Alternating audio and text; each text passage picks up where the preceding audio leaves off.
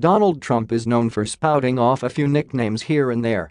Whether he's dissing his political opponents or other world leaders, he's proven that he enjoys using in schoolyard taunts to get his point across. And as a result, his most vocal critics have hit back. Countless nicknames have been used to describe Trump, especially since he became president. Some are funny, some are clever, and some are downright profane. But all of them are unforgettable. Here are the most hilarious nicknames for Trump so far, including one that gets right to the heart of one of his biggest insecurities. 15. Cheeto Jesus. A lot has been said about Trump's skin, more specifically, how his love of tanning beds often gives him an orange glow. And that's given rise to tons of jokes and more than a few nicknames. One of the best, by far, is Cheeto Jesus, bestowed upon Trump by Rick Wilson during the 2016 presidential campaign season. Ironically, the hilarious nickname came as a reaction to a much more serious incident. Wilson went on a Twitter rant following the mass shooting at Orlando nightclub Pulse. He tweeted, "This weekend, people were lined up hundreds deep to give blood to the victims of Orlando." Here Cheeto Jesus was praising himself. 14. Angry Creamsicle. Another Trump trait that's known around the world is his temper. That's what makes Stephen Colbert's 2016 nickname for then-candidate Trump so funny. In a Late Show bit featuring former The Daily Show host Jon Stewart, Colbert called Trump an angry creamsicle.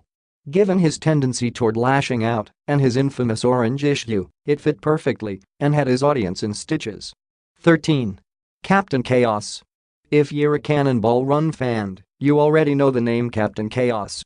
But even if you missed the context, NBC News' nickname for Trump is still pretty funny.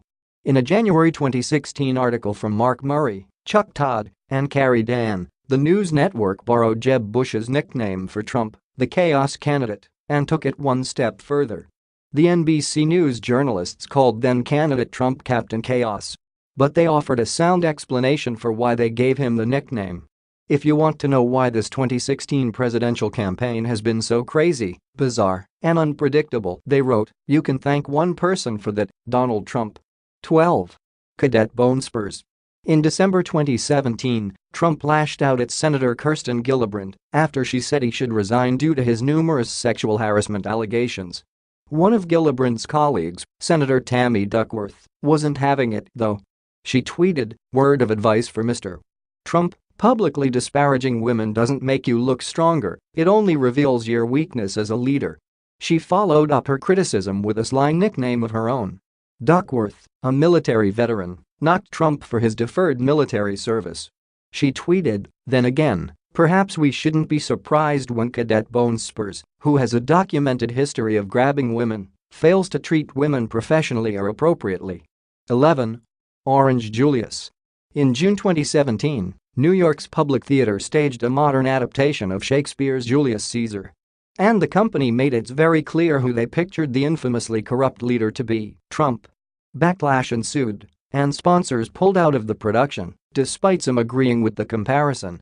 And as cultural critics began to unpack what the whole incident meant for free speech and art, the Nation incidentally came up with a clever new nickname for the president, Orange Julius. 10. Rome burning in man form. Last week tonight's John Oliver has never been shy about his dislike for Trump. And in 2016, he focused a lot of his quick-witted criticisms at the candidate and eventual president-elect. Oliver's takedowns of Trump often focused on heavily researched analyses of his inconsistent positions and shady business dealings. But he also found time to throw in a few softball insults. In June 2016, Oliver called Trump Rome burning in man form.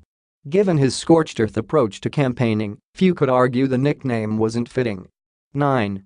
Screaming Carrot Demon.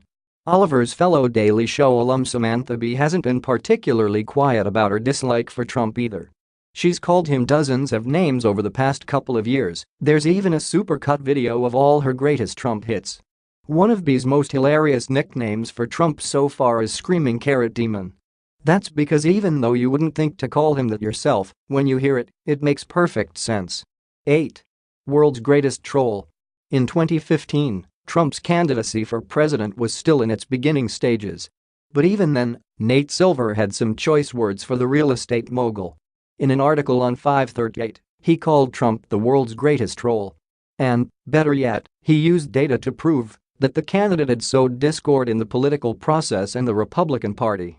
So, it wasn't just a nickname. It was a well-researched nickname at that. 7. Godzilla with less foreign policy experience. When you think of Godzilla, you probably picture an oversized reptile destroying whole cities with his indiscriminate stomping and fire-breathing fury. If you ask Colbert, Trump and the notorious Japanese movie monster are more similar than they seem. In February 2016, he acknowledged that Trump's quest for political glory seemed unstoppable. And to make it abundantly clear to the Late Show viewers, he gave them an easy metaphor. He's like Godzilla, he told them, with less foreign policy experience. 6. Tangerine Tornado. Saturday Night Live has made satirizing Trump's rise to power an art. But one of its best Trump moments came, not from Alec Baldwin's impersonation, but from a legendary alum. In May 2016, Dana Carvey returned to SNL and brought back a fan-favorite character, the Church Lady. During the skit, she interviewed some of the biggest names in politics, including Taran Killam's Ted Cruz and Darrell Hammond's Trump. And though the Church Lady herself seemed keen on Trump, she did let one killer nickname slip when she called him the Tangerine Tornado. 5. Creep Throat. In October 2016, we all found out that Trump likes to grab women, and where, specifically, he likes to grab them. It was one of the most scandalous and disturbing moments of Trump's presidential campaign. And his critics were merciless. Late-night host Seth Meyers came up with an especially scathing rebuke of Trump's behavior towards women. And in the process, he coined a fantastic new nickname, Creep Throat. If only Meyers had known that the nickname would take on even greater meaning after Trump was elected and embroiled in scandal. 4. Trumplethan Skin. Everyone knows that, while Trump enjoys lambasting his foes, he doesn't take criticism that well. He's earned a reputation for being thin-skinned, if you will. So, the nickname Trumplethan Skin isn't just giggle-worthy. It's also a pretty clever criticism of his tendency to take himself seriously. 3. Tiny Hand Sir.